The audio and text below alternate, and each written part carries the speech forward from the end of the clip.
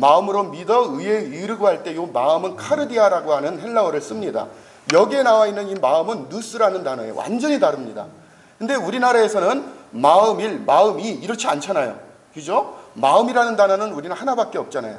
그래서 하나님께서는 이 헬라어 문화, 다시 얘기해서 로마에 의해서 헬레니즘이 퍼지는 그 당시에 사도 바울을 통해서 복음을 전하게 하시고 신약 성경을 쓰게 하시는 이유가 있단 말이죠.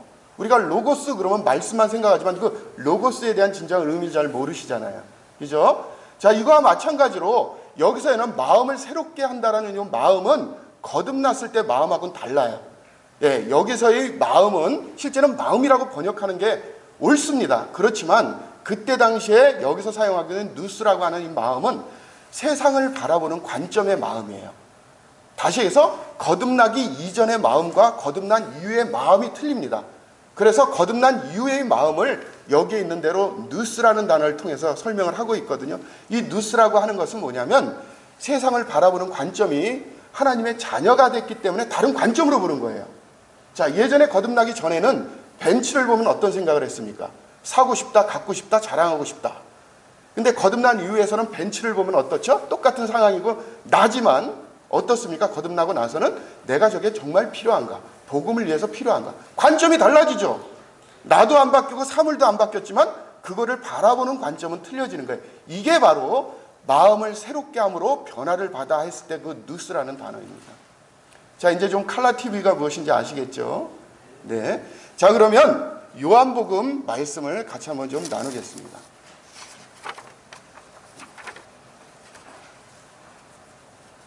요한복음 16장, 17장인데요. 보시겠습니다.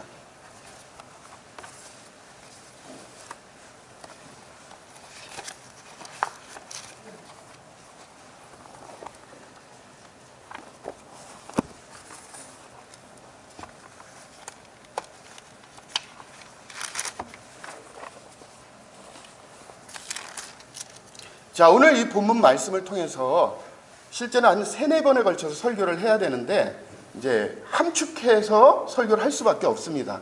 그래서 잘 들어보시고 실제는 예수님께서 이 땅에 계시면서 이제 앞으로 거듭날 우리 교회를 생각하시면서 얘기한 그런 거의 유일무이한 말씀 중에 하나예요. 직접적으로 명시를 합니다. 요한복음 17장에 보시면 이 17장은 잘 알고 계시는 대로 예수님의 기도예요.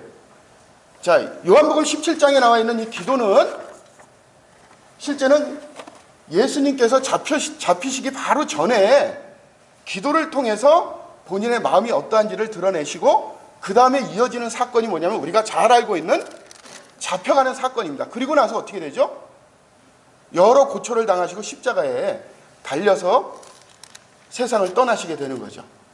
자, 그랬을 때 예수님의 입장에서 본다면 마지막으로 실제는 공간복음뿐만 아니라 요한복음에도 언급되어 있는 예수님께서 잡히시기 전에 이 본문 말씀이 기도의 모습으로서는 우리가 지금 이 본문 17장에만 유일하게 등장을 한다는 것입니다.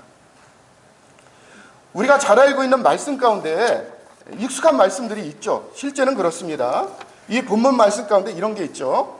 이에 말씀하시되 내 마음이 많이 고민하여 죽게 되었으니 너희는 여기 머물러 나와 함께 깨어 있으라 하고 조금 나아가서 얼굴을 땅에 대시고 엎드려 기도하며 이르시되 내 아버지여 만일 할만하시거든 이 잔을 내게서 지나가게 하옵소서. 그러나 나의 원대로 마시옵고 아버지의 원대로 하옵소서. 바로 잡히시기 바로 전에 이러한 사건은 사복음서에 그대로 다 등장을 합니다. 단 공간복음은 비슷한 맥락에서 기록이 되어 있는데 특별히 이 요한복음에는요, 마태, 마가, 누가 복음에는 없는 상황이 같은 상황이고 시간적으로도 같은 내용이지만 실제 이 상황 속에서 예수님께서 잡히시기 바로 전에 굉장히 중요한 기도를 남겨요. 그게 요한복음 17장에만 기록되어 있습니다. 3가지 기도를 하는데 첫째는 뭐냐면 자기 자신을 위해서 기도를 합니다. 첫 부분은. 그리고 두 번째는 뭐냐면 그 당시에 예수님과 함께 있었던 예수님의 제자들을 위해서 기도를 해요. 그리고 마지막에는 뭐냐면 여기 계시는 대구 광북교회 우리 형제자매님들을 위해서 명시적으로 기도를 합니다. 우리가 일반적으로 알고 있을 때 예수님의 기도는 보통 성도들을 위한 기도, 제자들을 위한 기도, 세상을 위한 기도, 자, 이러한 기도가 우리 가운데 굉장히 익숙하지만 여기에 있는 이 본문에서는 특별히 거의 유일무이한 본문 말씀인데, 우리가 이해하고 있는 대로 바로 거듭난 성도들을 위해서, 앞으로 거듭나서 하나님의 자녀가 되는 그런 사람들을 위해서 명시적으로 기도를 했다는 것입니다. 그래서 세 단계의 기도가 나오는데, 특별히 오늘 우리가 같이 나누고 싶은 이 본문은 바로 20절부터의 말씀이에요. 20절 말씀 한번 보시겠습니다. 자, 같이 한번 좀 읽어보겠습니다. 20절부터 끝까지 한번 좀 읽어볼게요. 26절까지 시작. 내가 비옵는 것은 이 사람들만 위함이 아니요 또 그들의 말로 말미암아 나를 믿는 사람들도 위함이니, 아버지와 아버지께서 내 안에 내가 아버지 안에 있는 것 같이 그들도 다 하나가 되어 우리 안에 있게 하사 세상으로 아버지께서 나를 보내신 것을 믿게 하옵소서. 내게 주신 영광을 내가 그들에게 주었사오니 이는 우리가 하나 된 것 같이 그들도 하나가 되게 하려 함이니이다. 곧 내가 그들 안에 있고 아버지께서 내 안에 계시어 그들로 온전함을 이루어 하나가 되게 하려 함은 아버지께서 나를 보내신 것과 또 나를 사랑하신 같이 그들도 사랑하신 것을 세상으로 알게 하려 함이로소이다. 아버지여, 내게 주신 자도 나 있는 곳에 나와 함께 있어 아버지께서 창세 전부터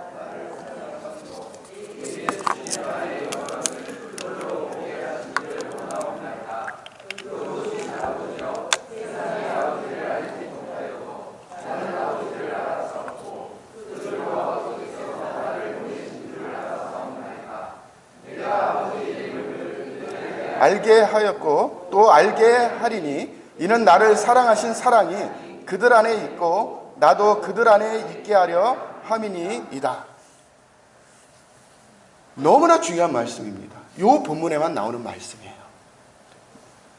예수 그리스도의 유언과 같은 기도입니다. 예수님께서는 당연히 고민을 하셨죠. 그분이 이제 세상 가운데서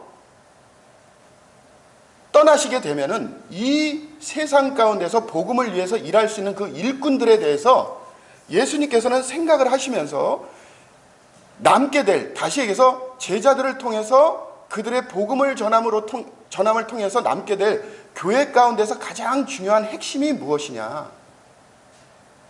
굉장히 많은 내용들이 있고 이 시대에 살고 있는 많은 그리스도인들이 신앙생활을 하기 위해서는 이게 중요하다, 저게 중요하다, 무엇이 중요하다, 나름대로의 신앙관을 통해서 얼마든지 설명할 수 있지만, 이 당시에 예수님의 입장에서는 가장 중요한, 제한된 시간 가운데서 물리적으로 가장 중요한 것이 무엇인지 고민하지 않을 수가 없었다는 것이죠.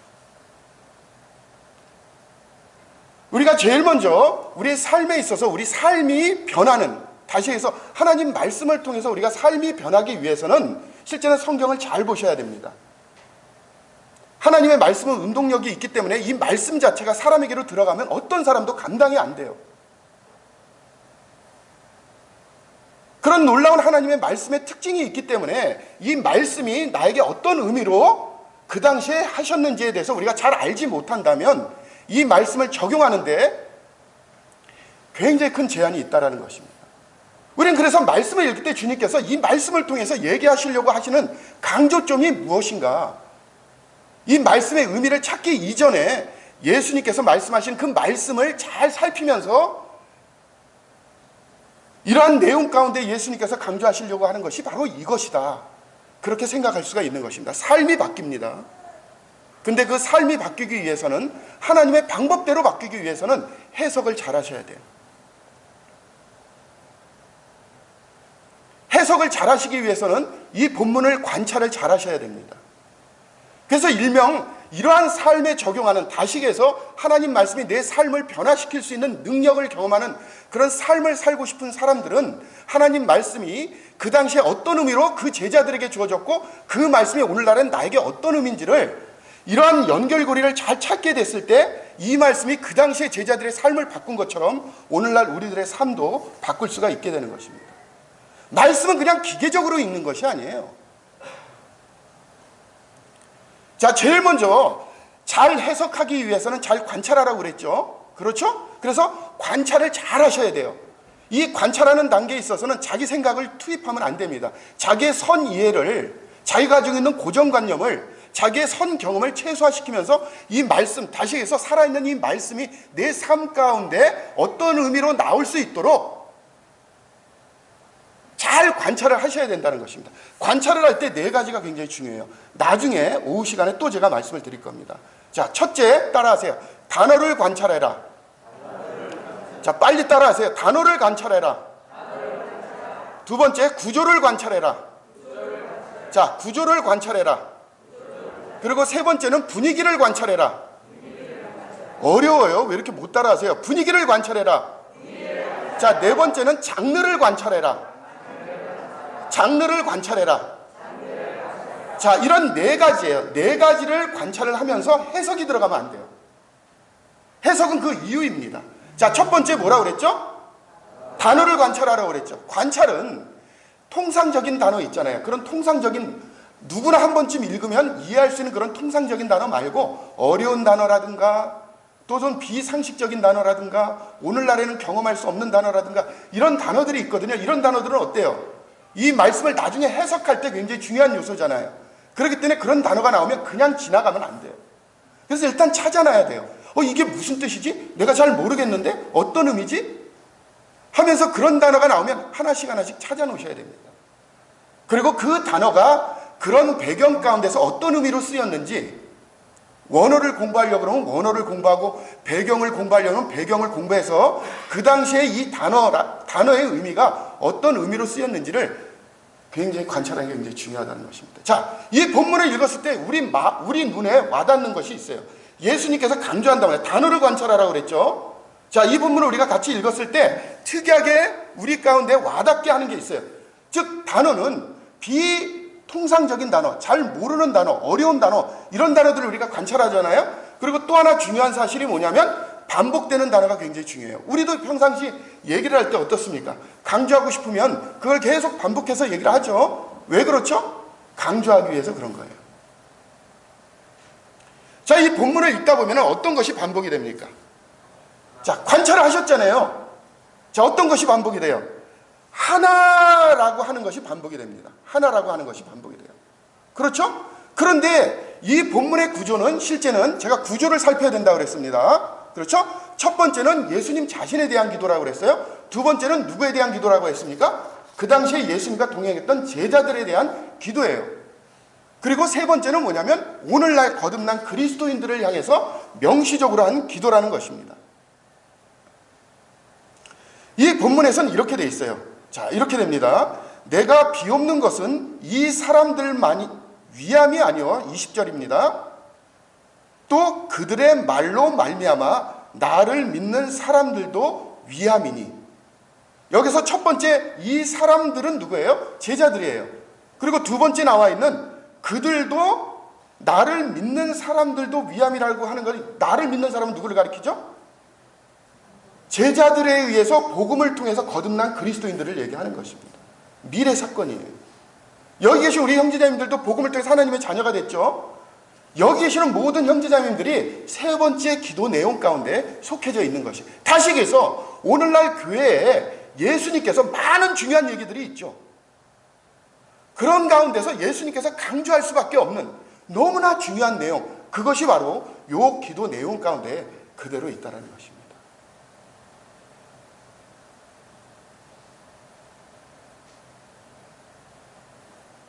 자, 이렇게 시작을 합니다. 내가 비옵는 것은 이 사람들만 위함이 아니요 또 그들의 말로 말미암아 나를 믿는 사람들도 위함이니 아버지여, 아버지께서 내 안에 내가 아버지 안에 있는 것 같이 그들도 어떻게 하라고요? 빨리 읽으세요. 뭐라고요? 다 하나가 돼요. 근데 이 말씀은 실제 제자들을 향해서도 한 번 얘기를 했어요. 한 번. 11절 한번 보시겠습니다. 11절 제자들을 향한 기도예요. 제자들을 향한 기도 가운데서는 한 번 얘기를 했어요. 같이 한번 읽어볼까요? 11절 시작.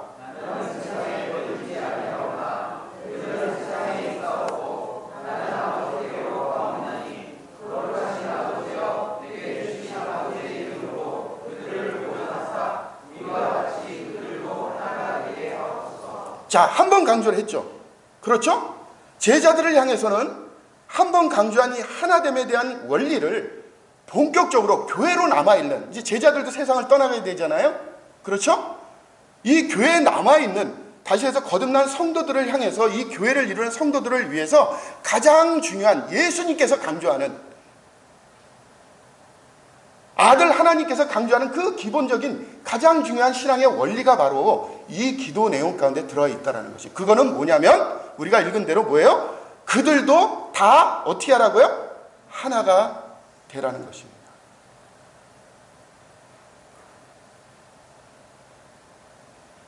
예수님과 그와 함께한 제자들 사이에서도 하나됨의 원리는 그대로 실천이 됐어요. 그리고 예수님께서는 제자들을 향해서 너희가 하나 될 것을 요구하셨습니다. 그리고 그런 필요에 대해서도 말씀하셨습니다.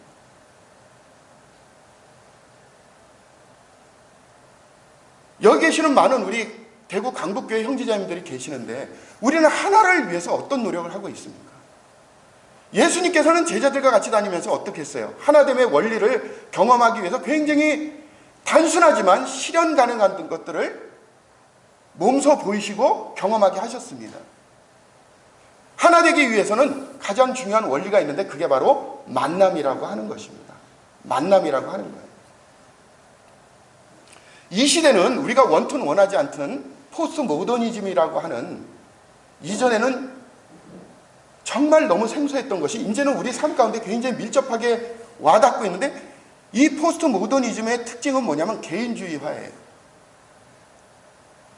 그리고 모든 것들의 선택과 결정을 자기 중심적으로 결정을 합니다. 내가 옳은 것은 다른 사람이 어떻게 하든 내가 옳다고 여기는 그 순간에 옳다고 여겨지는 거예요. 그리고 나의 신앙을 강조합니다. 성경에서는요, 우리는 이런 식으로 얘기를 하죠.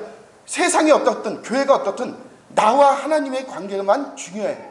그것만 온전하면 돼. 누가 어때도 상관없다. 이런 얘기를 곧잘 하거든요. 그게 성경에 어디 있습니까?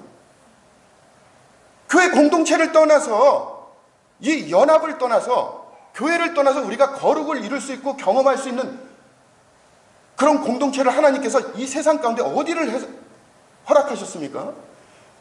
교회를 통해서 우리가 하나 되는 것이에요. 하나님의 거룩을 경험하는 것입니다. 하나님의 공의가 어떠한지, 사랑이 어떠한지, 하나님의 나의 삶 가운데 어떻게 역사하시는지를 경험할 수 있는 유일한 곳이 바로 우리가 모이고 있는 이 교회예요. 지역 교회이거든요. 이 가운데서 주님께서 말씀하시고 있는 것이 뭐냐면 하나됨에 대한 놀라운 비밀이라는 것입니다. 여러분, 하나됨을 위해서 어떤 노력을 하고 계십니까?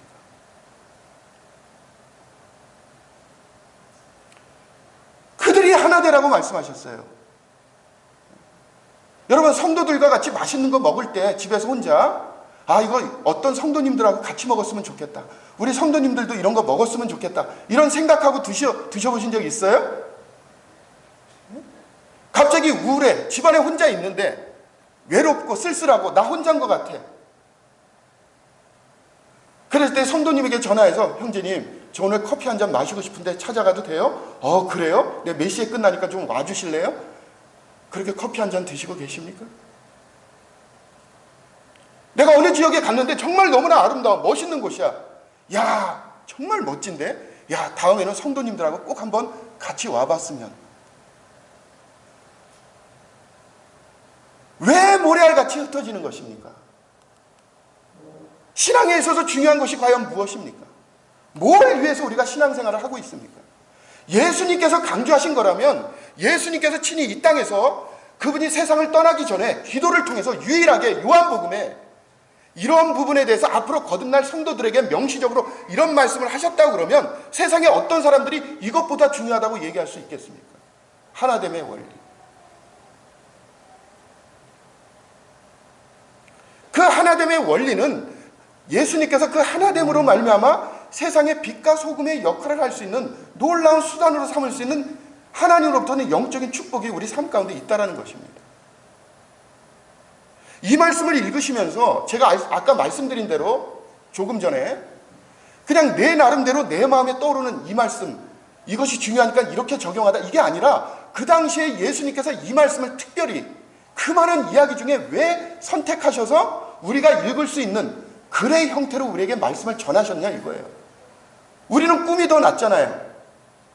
동영상이 더 낫잖아요. 이야기가 더 낫잖아요. 그렇지 않습니까?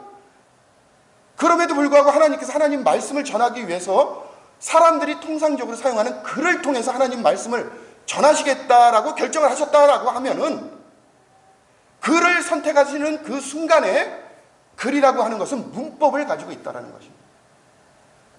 자, 여러분, 여기 있는 내용이 문법을 다 흐트러뜨려서 주어는 저기다 쓰이고 동사는 여기에 쓰이고 목적어는 저기에 쓰이고 막 이러하면은 똑같은 내용이 담겨있다 하더라도 그 말이 어떤 말인지 이해할 수 있나요? 없나요? 없죠. 그래서 글이라고 하는 것은 다른 사람들과 소통하기 위해서는 원리, 원칙, 닭에서 문법이라는 체계를 가지고 기록되어져야 한다는 것. 왜 하나님께서는 인간의 언어를 통해서 그분을 특별히 제한하시면서 얼마나 답답하시겠어요?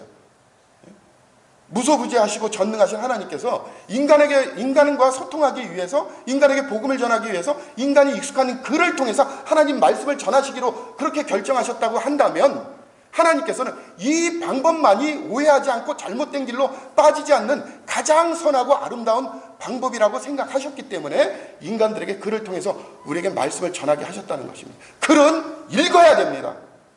그렇지 않습니까? 어떤 분이 이런 얘기를 하더라고요. 집사를 세우는데 이렇게 해서 훌륭한 분이시기 때문에 제가 좀 집사로 좀 섬겨주셨으면 좋겠습니다. 성도님들도 이렇게 투표를 했더니 많은 지지를 받았어요. 그랬더니 이분이 갑자기 안 하신대. 왜 그러시죠? 그랬더니 꿈에 주님께서 나에게 말씀을 해주셨대요.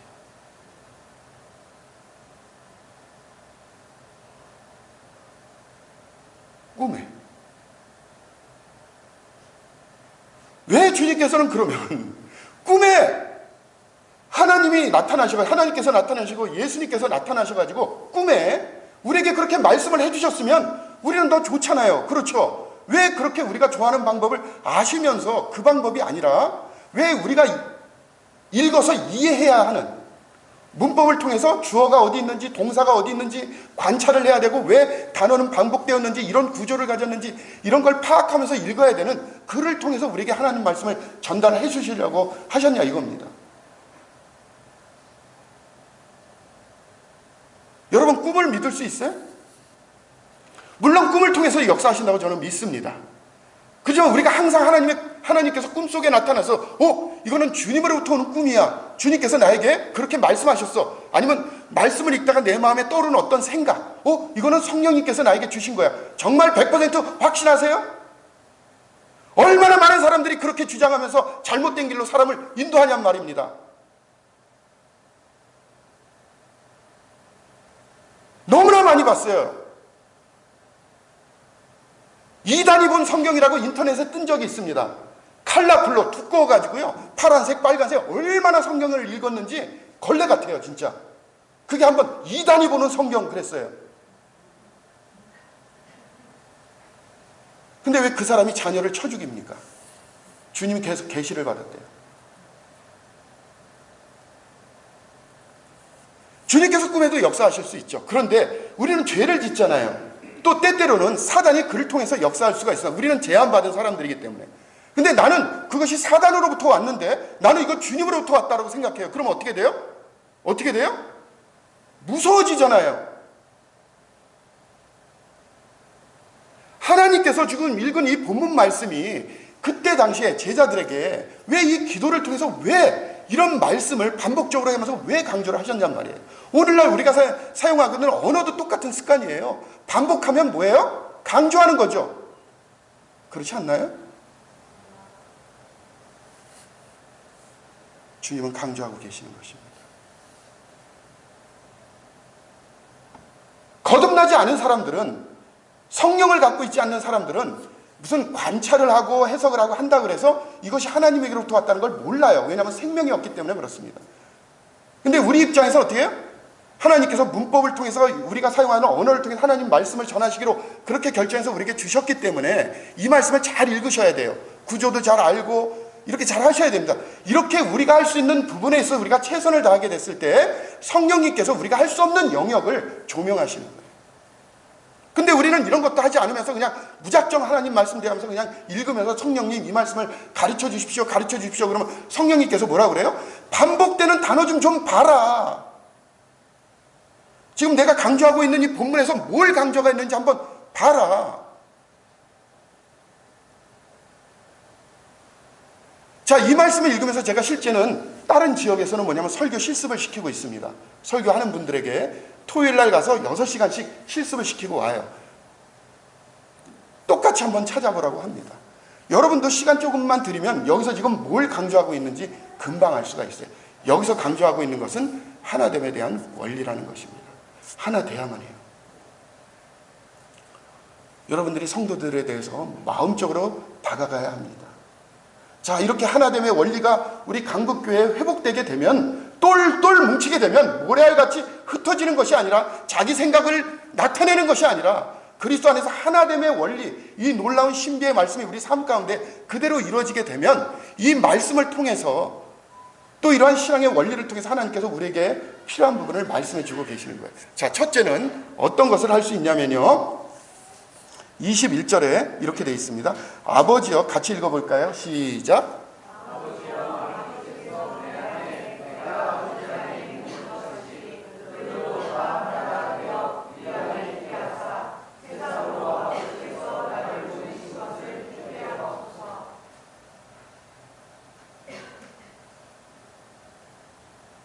아버지여, 아버지께서 내 안에, 내가 아버지 안에 있는 것을 같이 그들도 하나 되게 하여 우리 안에 있게 하사 세상으로 아버지께서 나를 보내신 것을 믿게 하옵소서. 자, 우리는 복음을 전하기 위해서 복음 내용을 잘 공부하고 복음 구절을 잘 익히고 복음을 설명하는데 어떤 내용을 가지고 설명하고 어떤 그림을 보여주고 무엇으로 설명하고 하는 인간의 지혜를 통해서 복음을 전하는 것에 대해서는 익숙해요. 말씀을 암송하고 어떤 구절 다음에는 어떤 구절을 사용하고 이렇게 해서 복음을 전하는 것은 굉장히 익숙합니다. 근데 주님께서는 복음이 중요하다는 것 주님도 잘 알고 계시죠. 그렇지만 세상에 복음을 전하는 기본 원리는 뭐냐면 이 본문에서 얘기하고 있는 대로 뭘 얘기하고 계세요? 하나됨의 원리를 얘기하고 있습니다.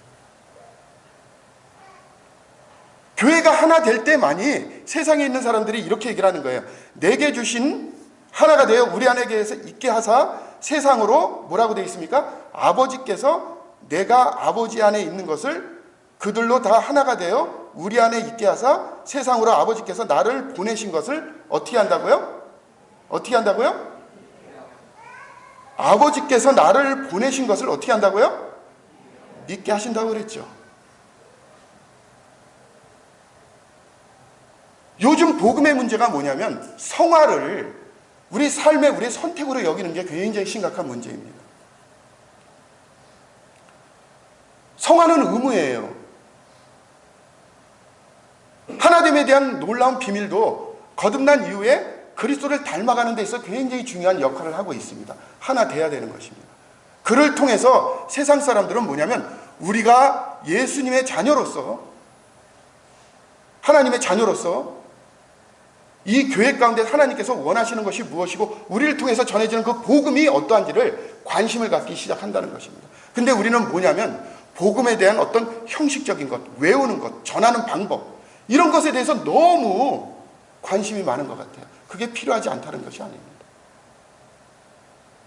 그것보다 더 중요한 것이 있다라는 거예요. 그것이 뭐냐면 성도들 가운데 예수님을 믿었잖아요. 한 가족이잖아요. 그러니까 서로 관심을 가지고 위해주고 같이 식사도 하고 차도 한잔 마시면서 삶을 나누고 고민을 나누고 해서 이 교회가 하나됨에 대한 놀라운 비밀을 경험하는 그런 교회가 된다 그러면 하나님께서 우리를 통해서 놀랍게 역사를 하게 되는 것입니다.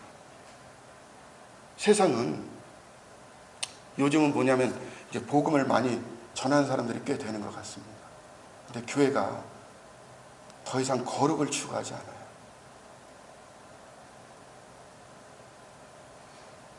자기가 들은 복음은 너무나 잘 설명을 하지만 왜 내가 이 세상 가운데서 하나님을 닮는 삶을 살아야 되는지, 하나님의 성품을 왜 닮아야 되는지 이런 거에 대한 추구는 없고 마음 가운데 뭐냐면 천국의 기쁨만 가지고 살아가는 거예요. 나는 이렇게 살다가 죽으면 천국 가겠지. 도대체 그게 어디 있습니까, 성경에?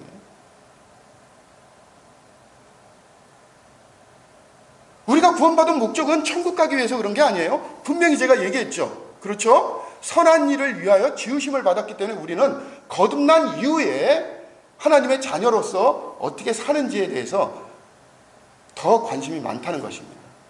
복음을 통해서 하나님의 자녀가 되고요, 하나님의 자녀로서 살 수 있는 시작점을 갖게 되죠. 이런 면에 있어서는 굉장히 중요해요. 누가 이걸 강조해도 어떻게 더 강조할 수가 있겠습니까? 그런 면에서는 복음이 굉장히 훌륭하지만 그 이후의 삶, 남은 삶, 이것이 성경에서는 굉장히 강조하고 있다는 것입니다. 그래서 우리 주님의 기도는 하나됨에 대한 강조가 굉장히 중요한 거예요. 하나 됐을 때 세상은 우리가 전하는 복음에 대해서 관심을 갖게 될 것입니다. 그리고 두 번째는 23절입니다. 23절. 자, 같이 한번 좀 읽어보겠습니다. 시작. 곧 내가 그들 안에 있고 아버지께서 내 안에 계셔 그들로 온전함을 이루어 하나가 되게 하려 함은 아버지께서 나를 보내신 것과 또 나를 사랑하신 같이 그들도 사랑하신 것을 세상으로 알게 하려 함이로다.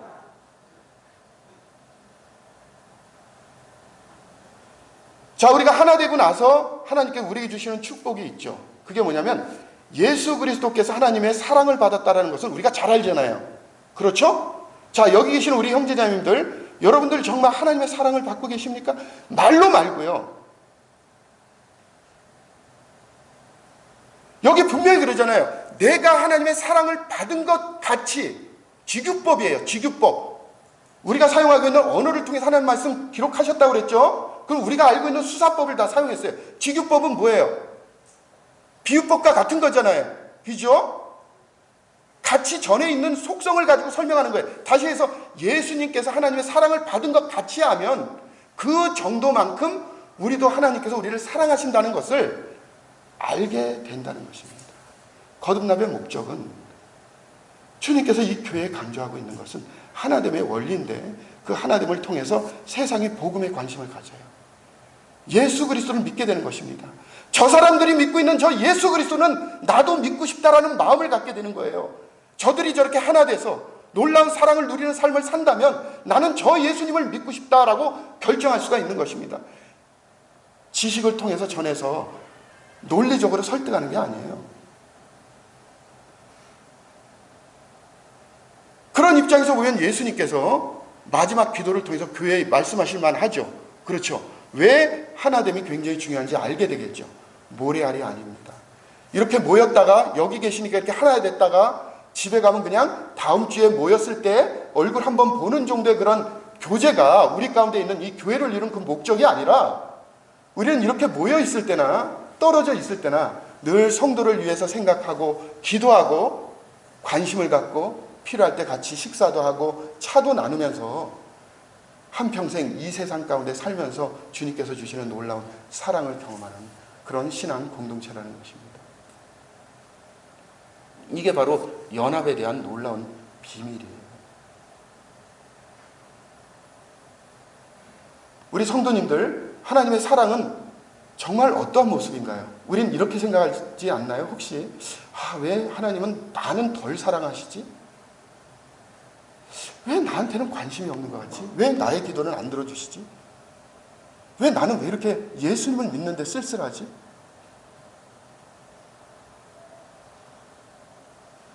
외롭고 쓸쓸하고 이런 마음들은 사랑을 받지 못한 사람들의 특징입니다. 저희 학교 옆에 보육원이 있거든요. 그 아이들이 그대로 나타내요. 요즘 보육원은 실제 우리 아이들도 거기서 자랐지만 보육원에서 자란 게 아니라 저희는 다른 건물에서 자랐는데 저는 물질적으로 어려우니까 아이들한테 그렇게 잘해주지를 못했어요. 사역자의 길이 그렇죠. 제가 지금 이게 살찐 게 아니라 분 거예요.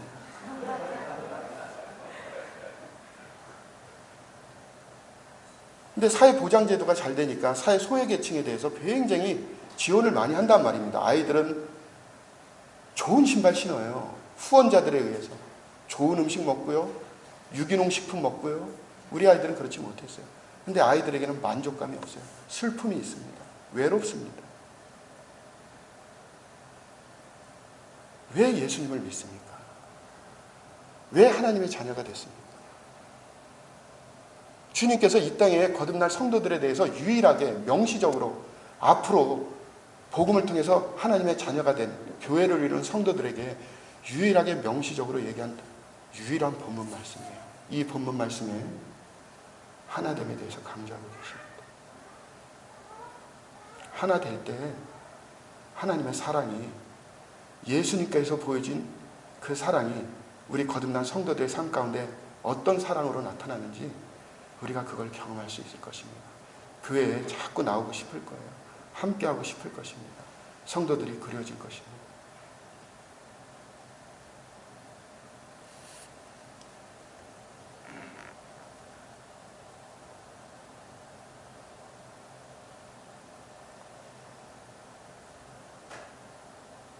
(23절부터) 다시 읽겠습니다.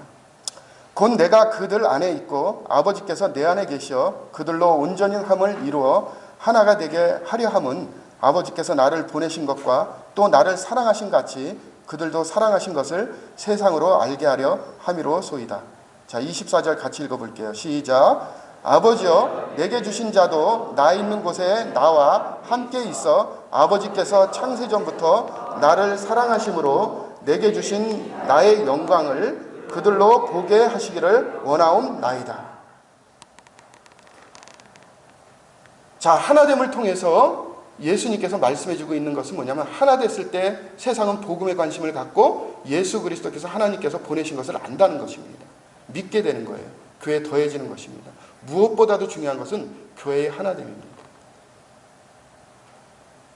두 번째는 예수님께서 경험한 하나님 아버지의 사랑을 여기 계신 우리 성도님들도 똑같이 경험하게 돼요. 그분처럼, 그분만큼 그 사랑이 나의 삶 가운데 어떤 것인지. 세 번째는 내게 주신 나의 영광을 그들로 보게 하시기를 원하옵나이다. 다시 해서 하나님의 영광이 경험되어질 수 있다는 것입니다. 근데 특별히 다른 것과는 다르게 이 영광에 대해서는 부연해서 두 단계로 설명을 합니다. 첫 번째는 어디에서 설명을 하냐면요, 22절에 설명하고 있습니다. 22절 같이 한번 읽어볼까요? 시작. 내게 주신 영광을 내가 그들에게 주었사오니 이는 우리가 하나 된 것 같이 그들도 하나 되게 하려 함이니이다. 다시 해서 하나됨으로 말미암아 하나님께서 어떻게 됐다고 그랬어요? 예수 그리스도께 주신 그 하나님의 영광을 받아서 누구에게 주신다고 말씀해주고 있습니까? 앞으로 거듭날 여기 계신 우리 강북교회 형제 자매들을 위해서 주시겠다고 말씀해주고 있어요. 주셨다고 말씀해주고 있어요. 근데 이 영광은 누가 가지고 계신 거예요? 누가 가지고 계셨던 것입니까? 내게 주신 영광이에요. 여기서 내게는 뭐죠? 예수님이시잖아요. 그렇죠? 우리 주 예수 그리스도께서 받으신 그 영광을 이후에 거듭날 성도들을 향해서 전달하시겠다. 그렇게 지금 말씀해주고 계시잖아요. 그러면 여기 계신 우리 형제자매들은 하나님의 영광을 가지고 있습니까? 없습니까? 가지고 있습니까? 없습니까? 그들에게 주었사오니 이미 여러분들은 하나님의 영광이 있어요. 하나님의 영광은 무엇입니까? 예수 그리스도께서 하나님의 영광을 경험하게 됐을 때 뭐라고 말씀하셨습니까? 하나님의 말씀과 진리를 통해서, 성령을 통해서 그분의 삶 가운데 경험한, 다시 해서 세상에 있는 모든 사람들은 예수 그리스도 가운데 있는 하나님의 영광을 통해서 하나님이 어떠한지를 아셨단 말입니다. 즉 하나님의 영광은 세상 사람들이 하나님을 경험할 수 있는 유일한 통로예요. 이 통로를 예수님이 가지고 계시고 이 땅에 나오는 교회 가운데, 다시 해서 거듭난 성도들을 향해서 이 영광을 보내주셨다는 것입니다. 그러면 우리가 이 영광을 세상 가운데 보여주지 못하면 하나님이 어떠하심에 대해서 나타낸 그 영광을 오늘날 살고 있는 거듭난 강북교회 우리 형제자매들이 세상을 향해서 보여주지 못하면 세상은 하나님이 어떠하심을 알 수 있나요? 없나요? 없단 말입니다.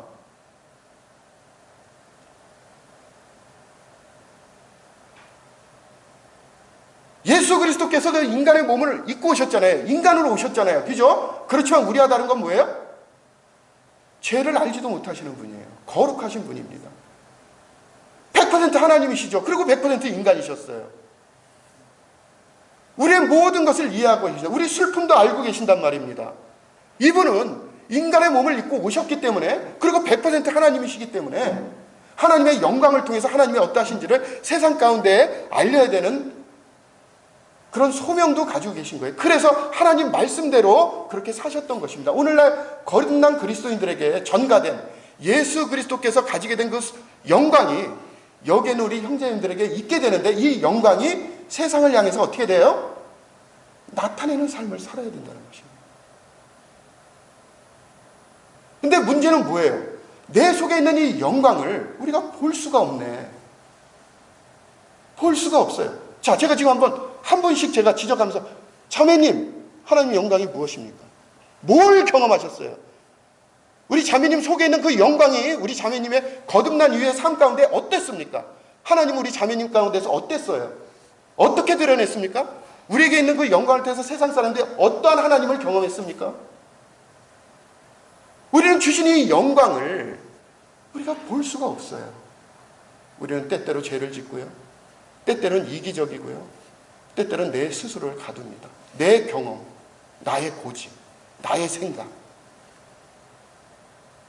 그러니까 주님께서는 이 영광에 대해서는 특별히 기도를 마치시는 즈음에 다시 한번 얘기를 하는 거예요. 어떻게 얘기를 하십니까? 어떻게 얘기를 하시죠? 24절에 아버지여 내게 주신 자도 나 있는 곳에 나와 함께 있어 아버지께서 창세전부터 나를 사랑하심으로, 같이 읽어볼까요? 시작. 내게 주신 나의 영광을 그들로 보게 하시기를 원하옵나이다. 거듭난 성도들은 하나님의 영광을 보셔야 돼요. 형제님들? 네, 그러세요. 형제님들? 네.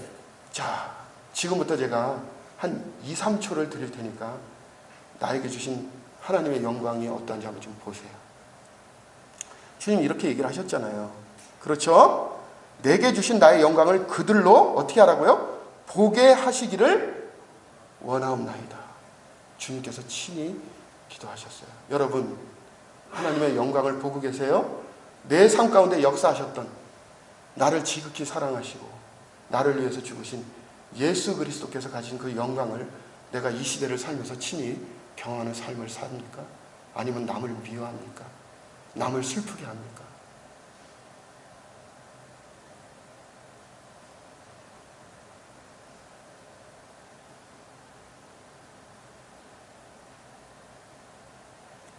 자, 28절입니다. 26절입니다. 같이 읽어보겠습니다. 시작. 내가 아버지의 이름을 그들에게 알게 하였고 또 알게 하리니 이는 나를 사랑하신 사랑이 그들 안에 있고 나도 그들 안에 있게 하려 함이니이다. 주의 말씀은 우리 삶 가운데 굉장히 큰 안식처입니다. 모든 사람이 신앙의 배경이 어떻든 오래 신앙생활을 했던 거듭난 그리스도인이라면 이 본문 말씀을 읽고 그 당시에 예수님께서 제자들을 향해서 어떤 목적으로 이 말씀을 하셨는지에 대해서 이 말씀을 계속 반복적으로 읽으면 그거를 바로 찾을 수가 있어요. 그리고 나의 삶에 적용하는데 전혀 어려움이 없습니다.